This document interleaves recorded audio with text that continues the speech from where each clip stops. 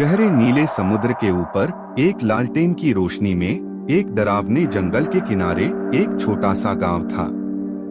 यहाँ का नाम था सोमनगर। यहाँ के लोग साधारण थे, लेकिन उनके दिलों में जबरदस्त साहस और उत्साह की आग जलती थी।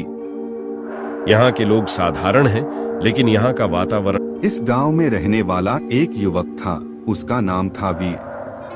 वीर ने बचपन से ही समुद्री यात्राओं के बारे में सपने देखे थे। उसका मन समुद्र की गहराई में डूबने की चाहत से भरा हुआ था। मैं समझता हूँ कि मेरा सपना सच हो सकता है। एक दिन सोमनगर के गांव में एक रोमांचक किस्सा सुनाया गया। किस्से के मुताबिक एक पुराने और रहस्यमय द्वीप पर एक खजाना छिपा हुआ था।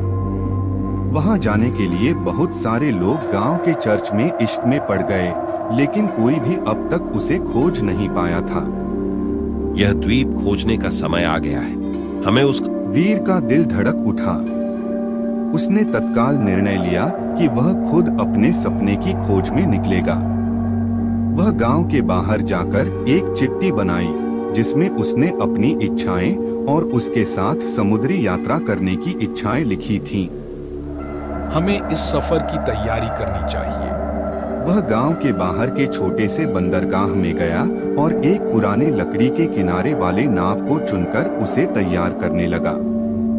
उसके साथ उसके एक अच्छे दोस्त भी थे, जिन्होंने उसे इस सफर में साथ देने का वादा किया था।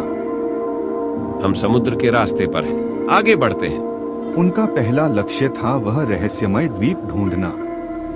उन्होंने 9 का प्रयास किया, लेकिन किसी भी संकेत का पता नहीं चला।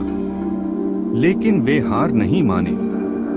यह जंगल कितना रहस्यमय है, हमें इसके अंदर। धीरे धीरे वे गहरे जंगल में ढके हुए पुरानी चालाकियों और जानवरों के सामने खड़े हो गए। हमें सावधान रहना होगा, इस द्वीप में बहुत सी धीरे धीरे उन्होंने विशाल संग्रह का पता लगाया, जिसमें अद्भुत खजाना था। देखो, हमारे सम्मुख वही खजाना है।